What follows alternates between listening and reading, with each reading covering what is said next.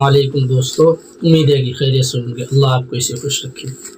فرعون کیسے دریائے نیل میں غرق ہو کے مرا، آج آپ کو اس کی ہسٹوری اور اس کی ویڈیو دکھاتے ہیں۔ چلیے ویڈیو دیکھیے۔ سال 1881 میں آرکیولوجسٹ کا ایک گروہ مصر کے ایک چھوٹے سے گاؤں سقارہ میں سرویکشن کر رہا تھا۔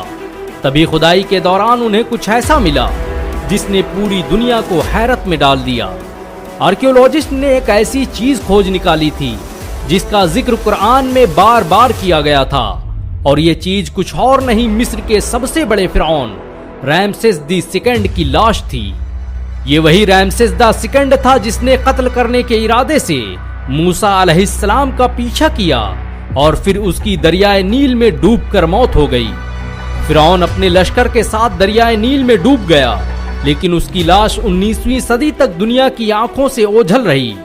کسی کو پتا نہیں تھا کہ قرآن میں جس فرعون کی لاش کو قیامت تک محفوظ رکھنے کا وعدہ کیا گیا ہے وہ آخر ہے کہاں۔ لیکن سال 1881 میں سقارہ میں ملے ایک تابوت نے پوری کہانی تبدیل کر دی۔ موسیٰ علیہ السلام اور فرعون کی کہانی کس نے سنی نہیں ہوگی؟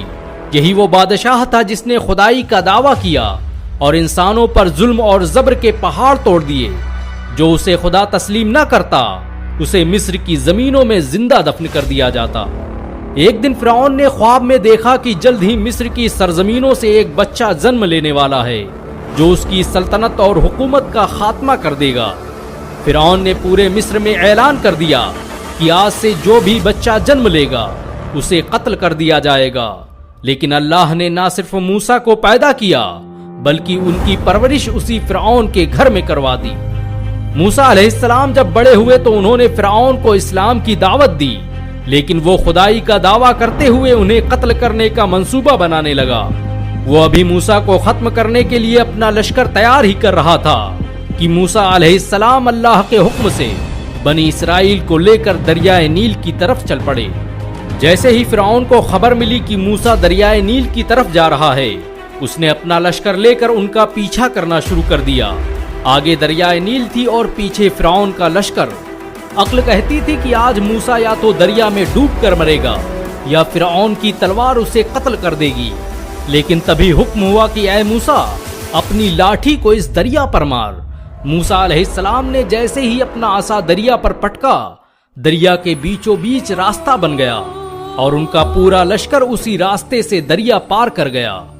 فرعون نے جب موسیٰ کو دریا سے گزرتے دیکھا تو اس نے اپنا لشکر بھی اسی راستے پر دوڑا دیا، اور جیسے ہی بیچ میں پہنچا تبھی حکم ہوا کہ اے موسیٰ، اپنا عصا زمین پر پٹک۔ موسیٰ علیہ السلام نے جیسے ہی اپنا عصا زمین پر پٹکا، دریا پھر سے تیزی سے بہنے لگا اور فرعون اور اس کا پورا لشکر اسی نیل ندی میں غرق ہو گیا۔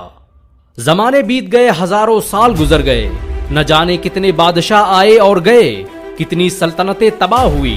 کسی کو یاد نہ رہا کہ مصر کی سرزمینوں پر کوئی فرعون نام کا بادشاہ بھی گزرا تھا۔ تبھی اللہ نے اپنی کتاب قرآن میں موسیٰ کا ذکر کرتے ہوئے فرعون کی مثال پیش کی، اور پھر دنیا نے فرعون کی لاش کو ڈھونڈنا شروع کر دیا۔ ہر کوئی جانتا تھا کہ اگر قرآن نے فرعون کی لاش کو محفوظ کرنے کی بات کہی ہے تو وہ دنیا کے کسی نہ کسی کونے میں ضرور موجود ہوگی۔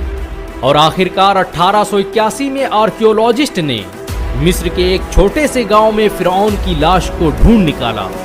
1980 کے دشک میں جب فرعون کی لاش پر ادھک چرچائیں ہونے لگی تو اسے ریسرچ کے لیے فرانس کی راجدھانی پیرس بھیجا گیا تاکہ اس کی لاش کا گہرائی سے مطالعہ کیا جا سکے۔ لیکن انٹرنیشنل نیموں کے مطابق انسان چاہے زندہ ہو یا مردہ، بارڈر پار کرنے کے لیے اس کا پاسپورٹ ہونا ضروری ہے۔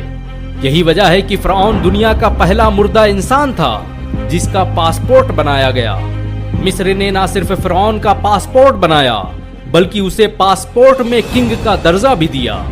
جب فرانس نے فرعون کی لاش ریسرچ کے لیے منگائی تو اس کی ذمہ داری وہاں کے سب سے بڑے ویگیانک مورس بکائے کو سونپی گئی۔ انہیں آج بھی فرانس کے اتہاس کا سب سے بڑا سرجن مانا جاتا ہے۔ مورس بکائی کی لکھی کتابیں آج امریکہ سے لے کر یورپ کی بڑی بڑی یونیورسٹیوں میں پڑھائی جاتی ہیں۔ انہوں نے کئی سالوں تک سعودی عرب کے کنگ شاہ فیصل کے فیملی ڈاکٹر کے روپ میں اپنی سیوائیں دی تھیں۔ مورس بکائی نے جب فرعون کی لاش کو دیکھا تو ان کے دماغ میں سب سے پہلا سوال یہی تھا کہ آخر فرعون کی موت ہوئی تو ہوئی کیسے۔ اپنی ریسرچ کے دوران انہوں نے دیکھا کہ فرعون کے پورے جسم میں نمک لگا ہوا ہے، جو اس بات کا ثبوت ہے کہ اس کی سمندر میں ڈوب کر موت ہوئی ہے، اور اس کے بعد ہی لاش پانی سے باہر آئی۔ لیکن اب سوال تھا کہ سمندر میں ڈوبنے کے بعد لاش باہر آئی تو آئی کیسے، اور اتنے سالوں تک محفوظ کیسے رہی۔ وہ ابھی اسی سوچ میں گم تھے کہ ان کے ایک ساتھی نے کہا کہ اس میں اتنا سوچنے والی بات کیا ہے، مسلمان تو صدیوں سے مانتے آئے ہیں کہ فرعون ڈوب کر مرا تھا۔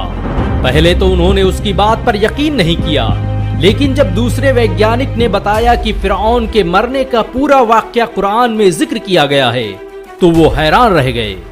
انہوں نے کہا کہ آخر مسلمانوں کو اتنا سٹیک ڈیٹا ملا کہاں سے، جبکہ فرعون کی ممی کو ملے ہوئے بس 200 سال ہوئے ہیں۔ مورس بکائے رات بھر قرآن میں بتائے گئے فرعون کے اس قصے کے بارے میں سوچتے رہے کہ کیسے 1400 سال پہلے کوئی کتاب اتنی سٹیک جانکاری دے سکتی ہے۔ اس ریسرچ کے بعد فرانس نے ممی کو کانچ کے گلاس میں پیک کر واپس مصر بھیج دیا، اور مورس بکائے جدہ میں ہونے والی میڈیکل کانفرنس میں حصہ لینے کے لیے سعودی عرب روانہ ہو گئے۔ سعودی میں ہونے والی اس کانفرنس میں دنیا بھر کے ویگیانک اور شودھ کرتا آئے ہوئے تھے۔ مورس بکائے بھی فرعون پر کی گئی اپنی اس ریسرچ کو بتانے کے لیے وہاں موجود تھے۔ تبھی اسٹیج پر قرآن کی سورہ یونس کی آیت نمبر 92 پڑھی گئی کہ اب تو ہم تیری لاش کو ہی بچائیں گے تاکہ تو بعد کی نسلوں کے لیے نشان عبرت بنے، اگرچہ بہت سے انسان ایسے ہیں جو ہماری نشانیوں سے غفلت برتتے ہیں۔ اتنا سننا تھا کہ مورس بکائے مارے جوش کے چیخ پڑے اور بھری محفل میں کھڑے ہو کر سب کے سامنے اعلان کر دیا کہ میں آج ہی اسلام قبول کرنے کا اعلان کرتا ہوں اور اللہ کی کتاب قرآن پر ایمان لاتا ہوں۔ فرانس واپس جانے کے بعد مورس بکائے نے لگاتار 10 سالوں تک قرآن اور وگیان پر شودھ کیا اور ثابت کیا کہ قرآن کی ایک بھی آیت سائنس کے سدھانتوں سے نہیں ٹکراتی، بلکہ سائنس آج جو کچھ بھی بیان کر رہا ہے قرآن نے اسے ہزاروں سال پہلے ہی بیان کر دیا تھا۔ فرعون کی لاش آج بھی مصر کے میوزیم میں پوری دنیا کے لیے نشان عبرت بنی ہوئی ہے۔ قرآن کے اس معجزے کو دیکھ کر ہر مسلمان کا ایمان تازہ ہو جاتا ہے۔ قرآن کے اس ویگیانک ستیہ کو جان کر اگر آپ کو گرو محسوس ہوا ہو تو اس ویڈیو کو لائک اور شیئر ضرور کریں۔ ایسی اور ویڈیو کو دیکھنے کے لیے ہمارے چینل کو سبسکرائب کریں، گھنٹا ضرور دبائیں۔